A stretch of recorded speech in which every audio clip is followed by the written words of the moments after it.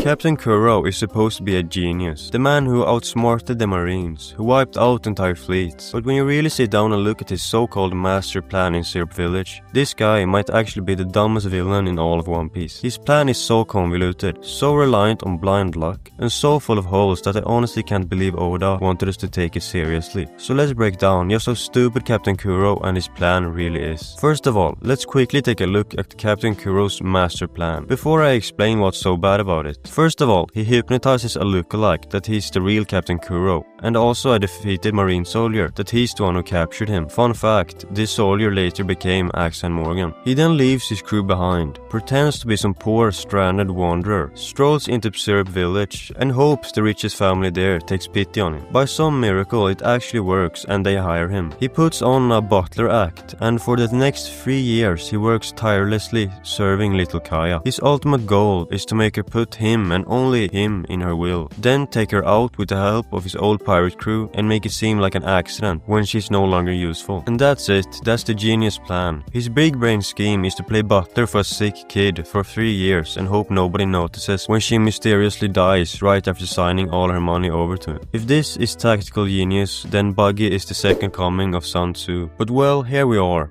The first problem is that the East Blue is repeatedly called the weakest of the 4 seas. Kuro is obviously strong enough to carve through Marines and outsmart entire fleets. And instead of just plundering a few towns, taking some loot, and settling down somewhere quiet and comfortable, this guy decides to waste 3 years polishing silverware and serving tea. 3 years? You're telling me he couldn't have just raided a handful of villages and lived like a king? But apparently, cosplaying as a butler was the superior option. The dumbest part is how the entire plan starts. He just walks up to the mansion and hopes they'll give him a job. That's it. That's the plan. No backup. No second option really. Just hire me please. What if Kaya's parents said no? What if they already had a full staff? What if they didn't take pity on some sketchy stranger in glasses? His whole 3-year operation would have ended before it even started. It's insane because most rich families in One Piece wouldn't even open the door for some random drifter. But somehow Kaya's parents are like, sure, we'll hire this guy we know nothing about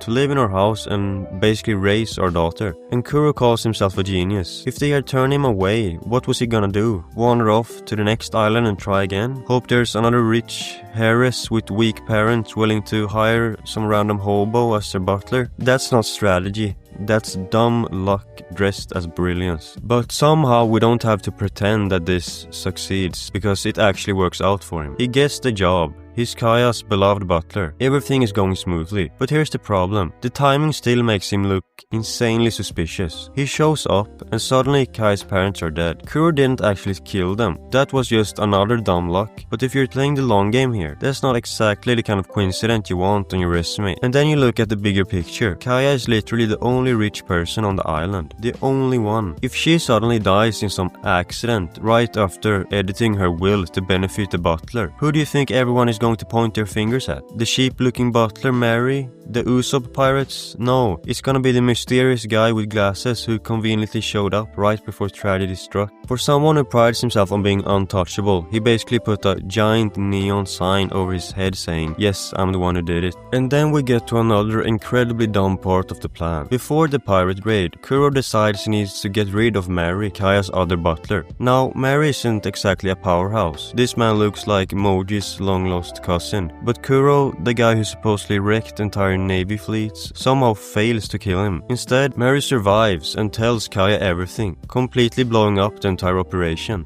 And the funniest part, even if Mary had died, Kaya still would have found him laying on the ground and instantly realized something was off. So the plan still collapses. Kuro gains nothing by trying to take out Mary. Why not just let him die in the pirate raid as Kaya? This just adds another layer of suspicion to his already flimsy disguise. The mastermind pirate couldn't even finish the job against a sheep-looking accountant. And now we get to when the actual fighting starts. And what does he do? Instead of helping his crew when they're clearly struggling, he gives them a ridiculous 5-minute deadline to defeat both Luffy and Zoro. 5 minutes, as if his crew of jobbers could take down 2 of the most stubborn fighters in the the East Blue at this time. And while they're desperately trying to survive, what does Kuro do? He just stands there watching. And then when he finally decides to step in, does he focus on Luffy, you know, the actual threat that could ruin his plan? No, of course not. He splits his attention between Luffy and his own crew. He literally starts attacking the people he needs to succeed. It's like if a football coach started tackling his own players in the middle of a game because they weren't scoring enough.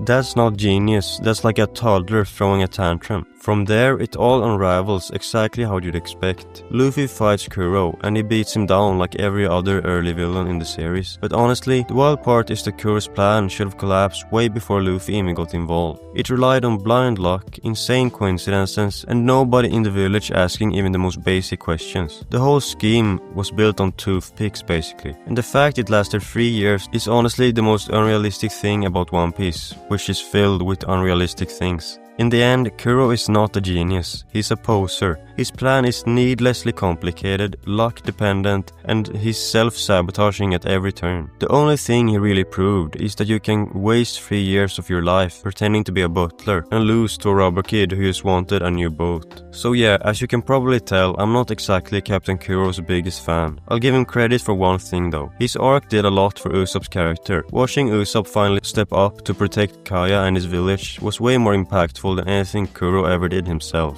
The sheer stupidity of his plan makes it almost impossible to take him seriously as a villain. He's supposed to be this genius, but in reality he's just a glorified butler who got outsmarted by some teenagers. Anyway, thanks for watching. If you enjoyed the video, make sure to hit that subscribe button, it really helps me out. Peace.